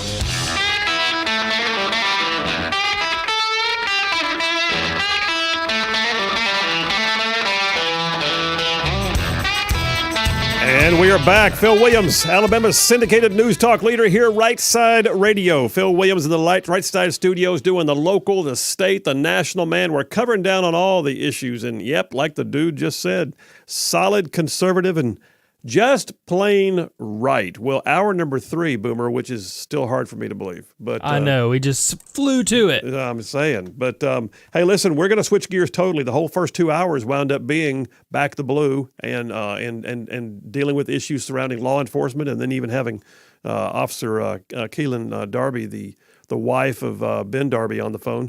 That was an amazing segment. But now we're going to switch gears. So, school choice. You've heard me talk about it all week. This is School Choice Week nationally. We're hearing more chatter out of Montgomery than we usually hear. Some of the key leadership has been intoning that they want to see some things change finally.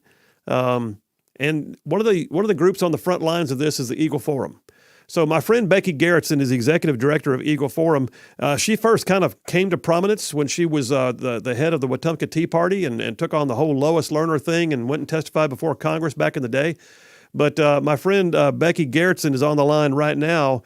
Got some school choice legislation we're talking about and just the sentiments of school choice in general. So, Becky, how you doing? I'm doing great. Thanks so much for having me on. It's good to be with you. And I just want to say, I heard you say a new word earlier in the broadcast. I guarantee ya, freaking tell ya. I've been known to coin the occasional word here on the show. I actually had a whole thing where I talked about new words we can use, like jackwagon and stuff like that. But yes, that's funny. Yeah, so I was like, wow, that's a new one. I'm going to have to remember that one. Well, okay. Hey, proof that Becky listens to the show, Boomer. That's right. Yes. Woo! Hey, listen, Becky, school choice. I know for a fact that Eagle Forum has been hard on this issue for a while, and you guys have been developing some model legislation. We love the idea of seeing something like Arizona or Iowa. What are you planning? What are you scheming? What you got going on? Well, we are supporting a bill called the PRICE Act, and that stands for Parental Rights in Children's Education. And it has great parts of many bills across the country. So there's really some good stuff from Arizona that's in there. There's some West Virginia stuff in there. There's some model legislation pieces from, different model legislation kind of all combined. So it is not specifically a model bill that we just pulled up and changed names on. It really was from the ground up, but pulling the best things that we saw across the nation. So there are a couple of really great points about it. If you just want me to hit a couple of the highlights? Yeah, I do. And then I really also want to hear, too, your sentiments about what you think is going to happen in the State House this year. So go ahead. Well, what you started off to say, I definitely think there is more momentum this year. I think there is definitely an appetite. People were hungry for it last year. It just was lacking, and, it just didn't quite happen. And actually, we did look at last year's bill, and some of the folks on our team were involved in consulting on that and adding in different things. So there are some of it may look familiar because there are some things from last year as well. But what makes this bill a little bit different, and Eagle Forum's stand on school choice, is it has to provide freedom for the parents without the strings. It's their taxpayer money. It is their child. And so this bill is keeping the money with the child. It's universal, so it isn't based on your income level. It isn't based if you're in a failing school.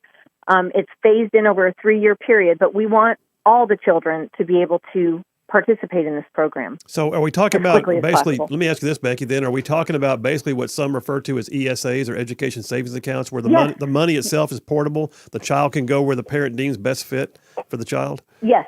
This is an ESA program. Okay. So money is put into an account. It's not the parent's bank account. It's put into a special ESA account, education savings account, And then there are a list of vendors who are, whether they're tutors or the private schools or the textbook companies or the school uniforms. There is an approved list of vendors. So when a parent wants to pay their tuition or buy their books or whatever, it goes from that ESA account directly to the vendor. There's not cash changing hands between the parents.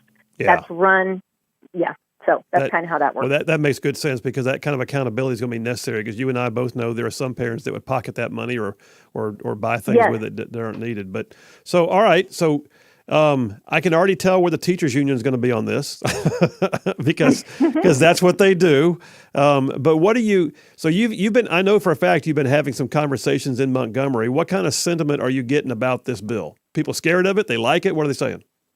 No, it's been very positive. I think there's quite a bit of momentum behind it. The hard part comes once it's moving around in the committees and things get changed. We know that it won't pass exactly the way it is, because bills never do that. We know there will be changes to it, but we feel like it's off to a really good start. And I think parents are really going to love this. And I want to just say right up front, right now in Alabama, homeschools and private schools, under the Alabama law, they are not required to take any national or state tests. Right. They are not required to be accredited. And in this bill, several times in this bill, it is reiterated that those laws will not change. What is working now for the private schools and the homeschoolers is a great thing, and we don't want that to change. Okay, so because that's been a sticking point in the past. That's been a sticking point in the past. Is some folks claim that you're going to send them out there and there's going to be some kind of willy-nilly academics that don't have any measurable metrics to substantiate that they're worthwhile. But you're saying at the same time, though, we have to trust that the parents and the private school have put together something already that doesn't need state testing to prove it, and that's what they're working over now. Yes, and I loved 1819 News did a podcast with Will Ainsworth, governor or lieutenant governor, that aired yesterday, and in there he made a good point that when he's recruiting people to come to Alabama, he likes to be able to see the scores that show what's happening in our education system. But we have that now. When the kids go off to college, we have those ACT scores that show how the public schools do, how the private schools do, how the homeschools do. We have that data. We don't need to change that. We don't need to start testing children every year with state and federal tests all the way through their colleges, or all the way through their education history. We don't do it now. We don't need to do it. We have the data we need. And when you begin to bring in these assessments, as you know, Phil, it's based on curriculum. And these parents want the freedom to teach their children or have them attend a school that teaches a curriculum that they like, that's not woke, and is different than what might be on another test. And also, data collection comes in when you start testing. Then all this data is being collected on the children, sent to the Department of Education, and sent out and shared with everybody else. And there are many parents that don't want that. They don't need that. It's not necessary. And Arizona passed their law without the requirement of testing. Yeah. And they're the only one in the nation so far to do it, but they did it. And they said, look, we trust parents. The parents that are going to participate in this program care about their kids. They're going to be looking at what schools are going to be best. They're involved in their kids' education. And you can't spend this money on crazy stuff like buying clothes and going on trips. Hey, Becky, so let me jump in there real quick because we got about a minute and a half or so left, maybe 2 minutes. But so, one of the concerns I have, not with the bill, with the legislature right now, is that some of our champions are not there now. Senator Del Marsh was the school choice champion, and I asked him once here in my studio a couple of months back, and I asked him who's going to take his place in that regard. He said he has no idea. And then we lost Charlotte Meadows, the only Republican who really had her district drawn to benefit Democrats. She lost her race, and she has been truly a school choice champion. So who are the champions right now in the legislature, and do you have any bill sponsors lined up already for this? We do. We have bill sponsors, and we have still some more talks that we're having with some of the leadership within the House and Senate. about, coming alongside with these sponsors. But Senator Stutz is going to carry it for us in the Senate. He Okay. is very, Yeah. very on fire about school choice right now. Okay. And he's really looking forward to working with Dan Roberts and some of the others who were very instrumental last year. So I think that's going to be fine. And Ernie Yarborough is going to carry it for us in the House. And he was raised as a homeschooler. Their friends went to jail because they were homeschooling. This was back in the day in the 80s, and he is extremely passionate about this, and he will be a great champion to carry this for us. We've had both those guys on the show, and I serve with Larry Stutz. He's a good dude. And well, I'll tell you what, Becky, keep us posted as this goes along, because this show is like super on fire about the idea of school choice. And I really do believe we can't keep doing the same thing over and over again expecting a different result. And money's not the issue, because we've upped our education budgets every year for the last 10 years. And yet we still have states that we outspend that do better than us because they're doing something different than us. And so that being said, thanks for being in the fight on this, and keep us posted on how it goes, all right? It's time for this, and I want to tell everybody the price is right. Parental rights in children's education. The price is right. All right. Go for it. Hey, tell them where they can find out more about Eagle Forum if they want to. AlabamaEagle.org, and we're also on Facebook and Instagram and Twitter at Alabama Eagle. All right. Thank you, my friend. Appreciate you. Okay. Thanks. Have a great weekend. You too. Bye-bye. All right. That's good stuff, man. I tell you what, Boomer, take us to the break. We'll come right back. We'll kind of wrap that up, and then I think I'm going straight to Dipper number 3. I'm going straight to word games. You know what we're going to do? We're going to lighten up the last half of this afternoon because this is some goofiness. This is where the trigger words, these are the words you're not allowed to say. And I happen to already know one of Boomer's least favorite words. Phil Williams, Rightside Radio. Y'all stay tuned. We will be right back.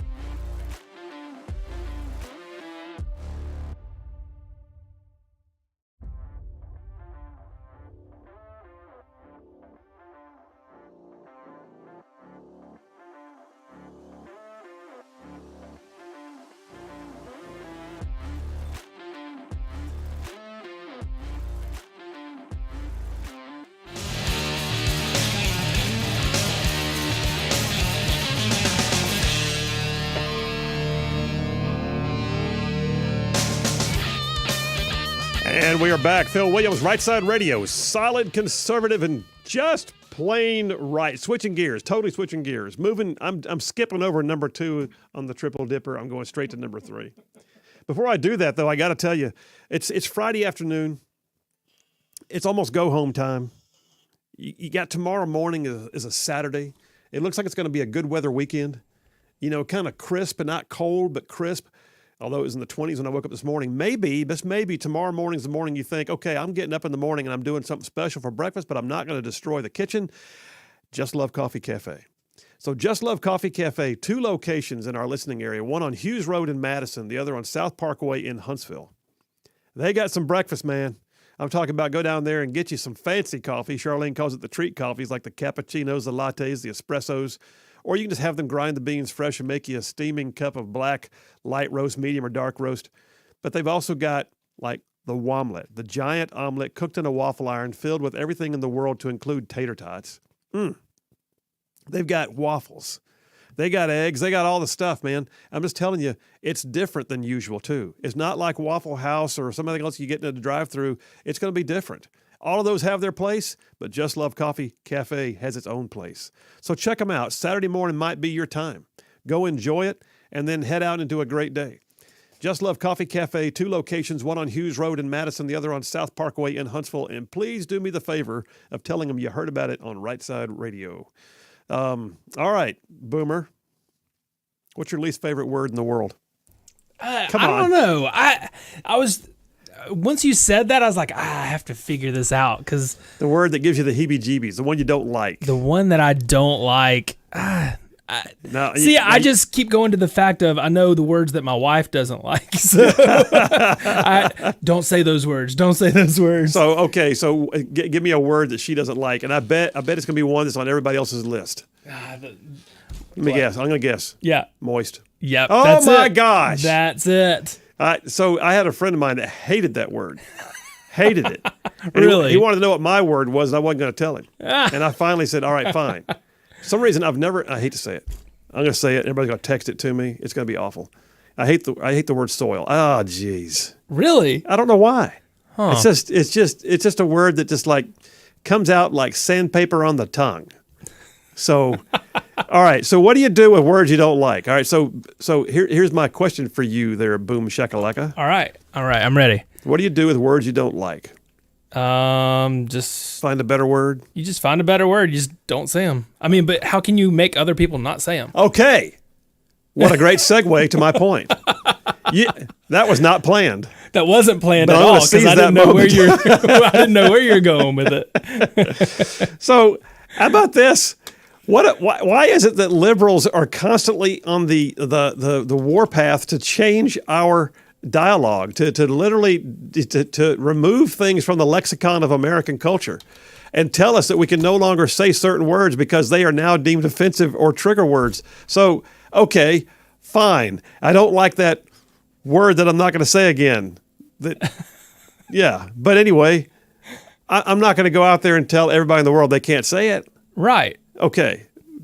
Part of that is just because I get it. I'm a grown up. I recognize people may not like the word I like or vice versa, but that's just the way it is. That's life. Not so with the liberal move to realign the English language. Like, for instance, I'm excited to see what this is. Like, it's trigger words. It's all these trigger words. It's all these trigger words. That we're not allowed to say anymore, correct? Apparently, you can't use the word mummy in England. Really? Mummy? I don't know how to... Anyway, Fox News has a story that came out 2 days ago. Oh, now I take it back. It came out today. UK museums shy away from using mummy to describe ancient Egyptian remains because it's dehumanizing.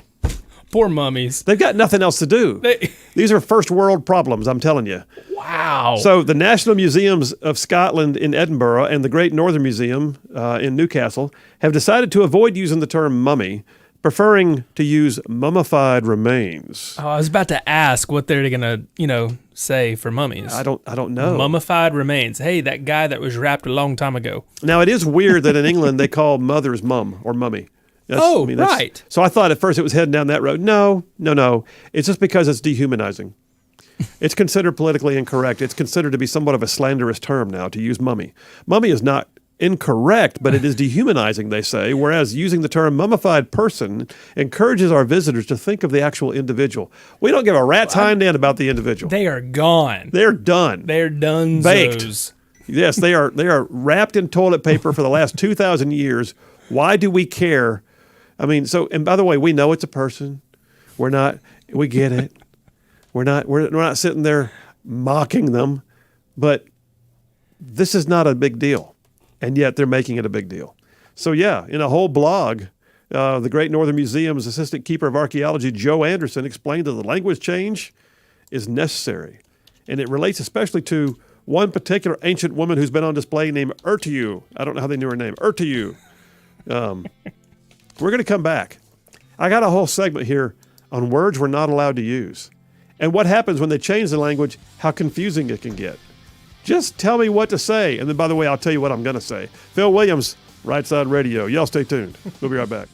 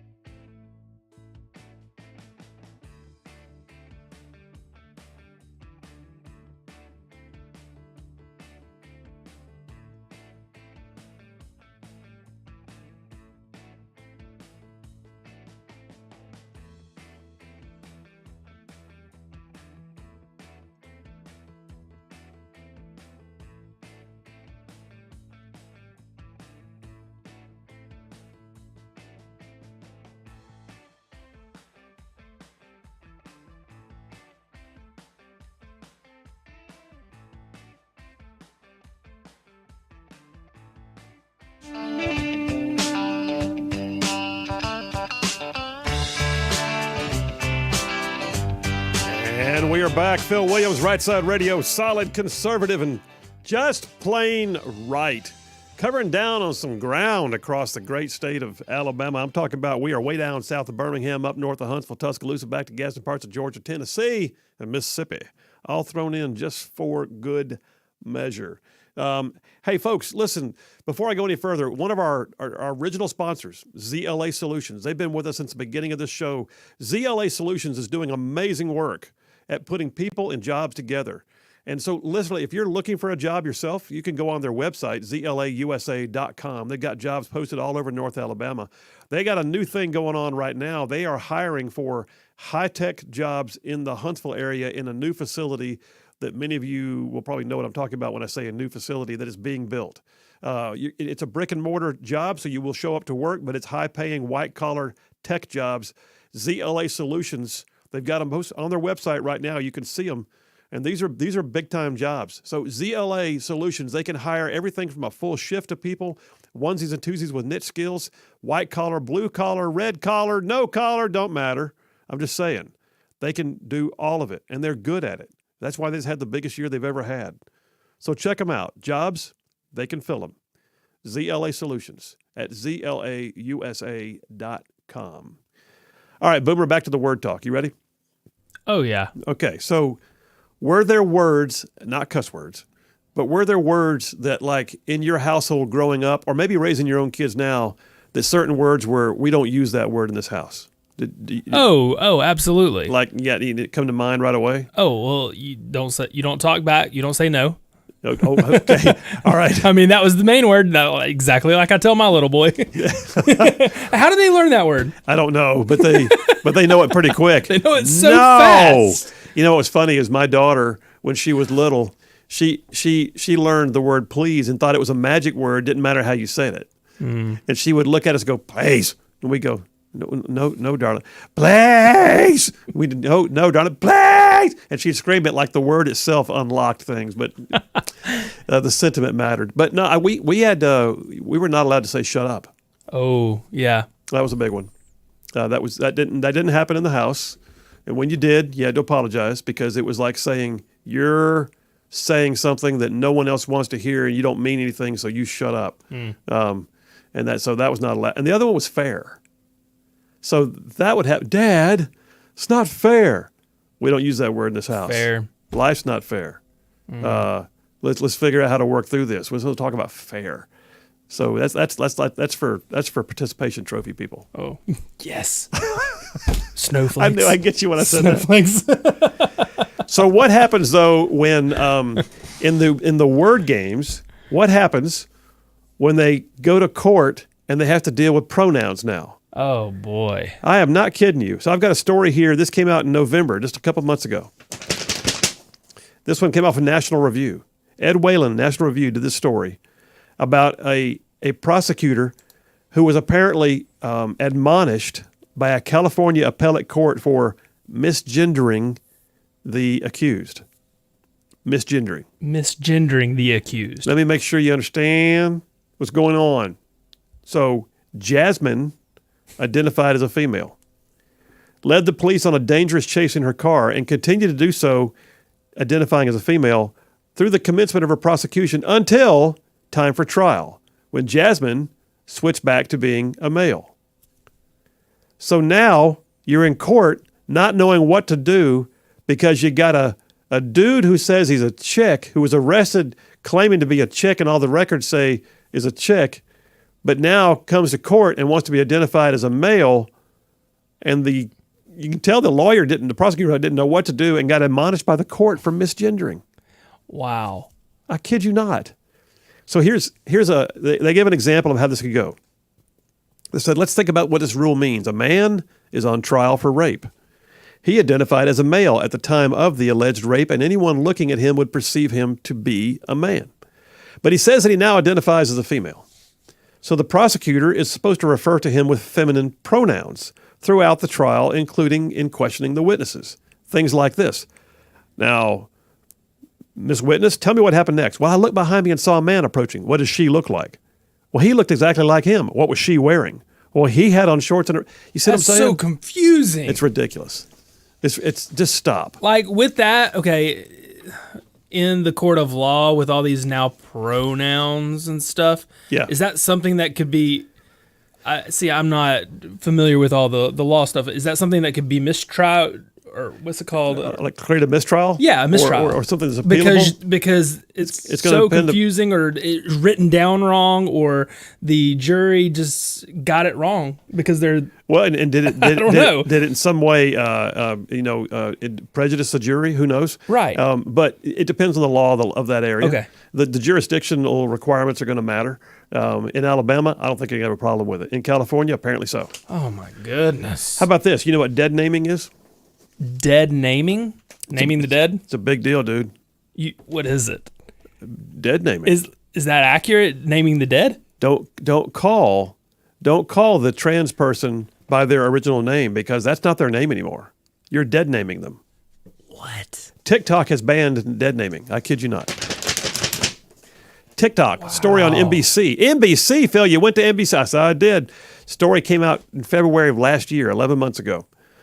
The social media giant TikTok explicitly banned certain types of anti-LGBTQ content, such as dead naming, which is considered using a transgender person's pre-transition name, and or misgendering.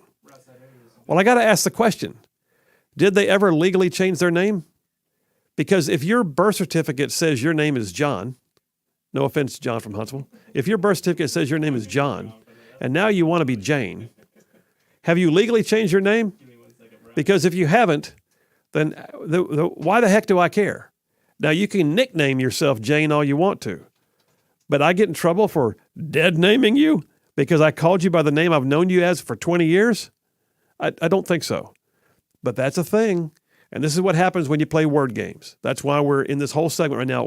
By the way, it's going to get deeper here in a minute, because the Associated Press came out now and is concerned about people using "the," and it gets to the point of, have I got a caller on the line?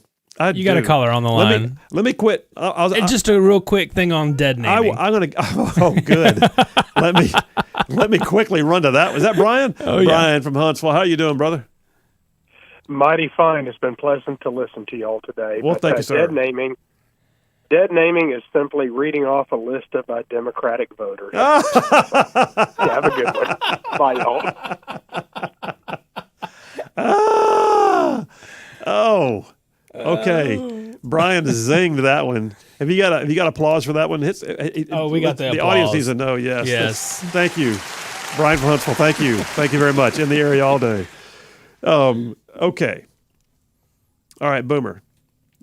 I'm ready. You and I, we're not reporters per se. We report some things, but we're not reporters. Correct. Right. So we've never had to worry about the Associated Press's style book. No. Which is not about how you do your hair. It's not your coif. It's not your coif. All not right? my coif. Your coif. We're not worrying about your coif. All right. What we're talking about here is how you write and what terms you use and what terms are more appropriate and how best grammar should be used and yada, yada, yada. Well, the AP style book just came out. This story is dated today. Fox News. The Associated Press's style book was once again mocked on social media after its latest suggestion to do away with terms involving the word "the" because they dehumanize people. So, okay. If people could see the camera right now, they'd see me rubbing my face.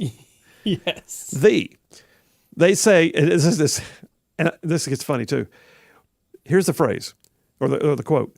We recommend avoiding general and often dehumanizing "the" labels, such as "the poor," "the mentally ill," "the French," "the disabled."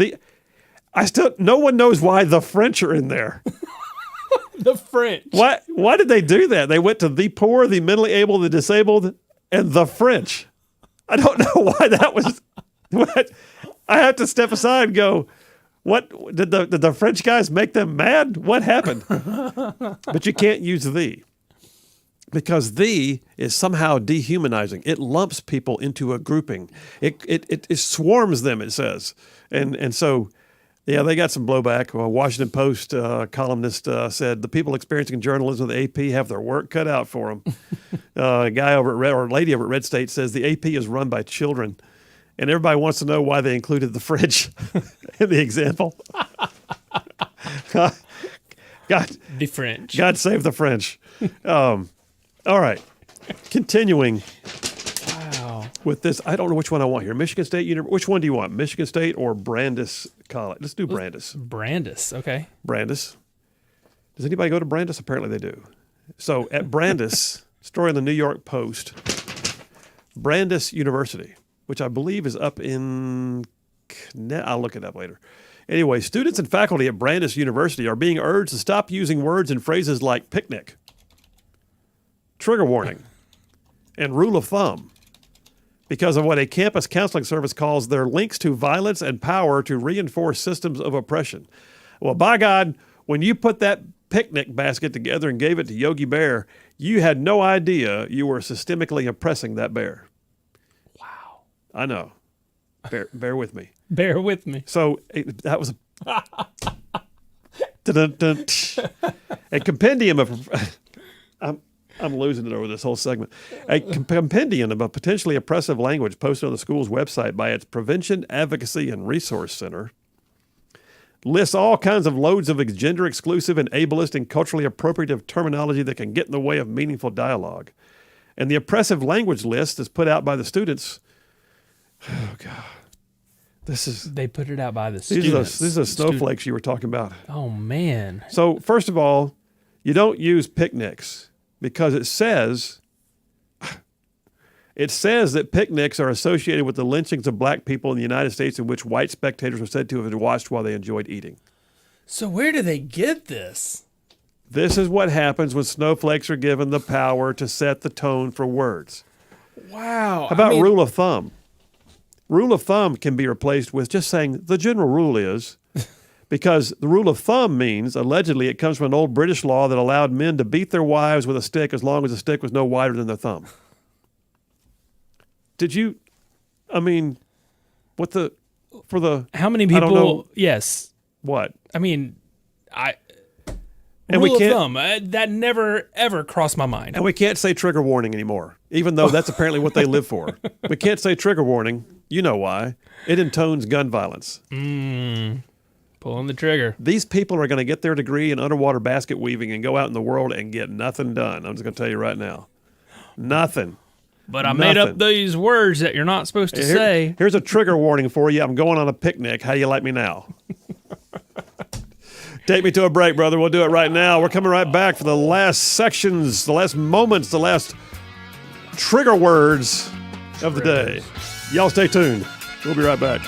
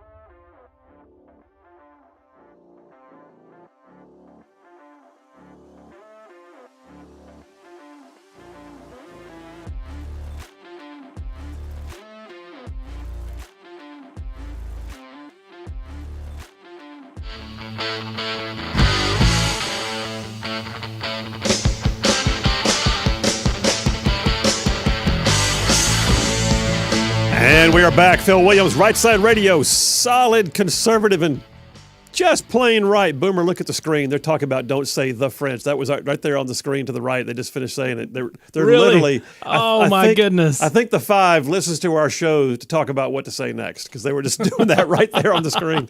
Hey, folks, before you go any further, I got to tell you, my friends, and they are indeed my friends at Riley and Jackson Law Firm, are doing an amazing job. They got decades of experience at helping people to be made whole due to the negligence of others. Not the least of which is they've been working, they got like 5 lawyers working on this Camp Lejeune water contamination case, which I understand has a time limit on it, and there's still an open window for that. If you were ever at Camp Lejeune between 1953 and 1987, big spread there, you may have been a service member, a contractor, a dependent family member, doesn't matter. You may have been exposed to what has been confirmed to be contaminated water. And Riley and Jackson can assess it over the phone. They can tell you whether you may or may not have a claim and literally get you, on board. They won't charge you for the phone call. They don't get paid unless you get paid. Here's the thing. They're based in Birmingham, but they work statewide. And they are doing this stuff right now. And I don't know these folks personally. We've worked on issues. We've worked on cases. They're the kind of firm that I would like to say is not just right on the law. They're also right on the issues and the politics, if you know what I mean. So here's their number. Are you ready? 205-879-5000. That's Riley and Jackson, 205-879-5000. Please do me the favor of telling them you heard about it on Rightside. Hey, here's that thing I got to do too. No representation made of the quality of legal service before is greater than the quality of service before the lawyers. That was a good one. That was good. I'm sure we're going to get the time over here from some of our listeners time me when I do it. All right, hey, back to the final portion here of apparently it's word games. It's things you can't. So, Boomer, you may be interested to know that at Stanford University, with just an amazing reputation as an educational institution. Oh, okay. Sure. Yeah. Stanford Stuniversity has recently published its Harmful Language Initiative. You can't say these words at Stanford. All right, let's hear it. First of all, you need to stop saying American. Stop saying American. Stop saying American. American tends to slight the rest of the Americas, and so it's better to go ahead and just say U.S. citizen as opposed to you're an American. No, I'm American. America. I'm American.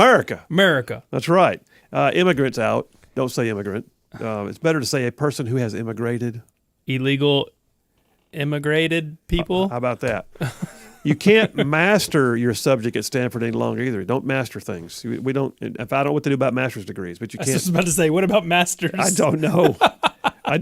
But that historically intones slavery.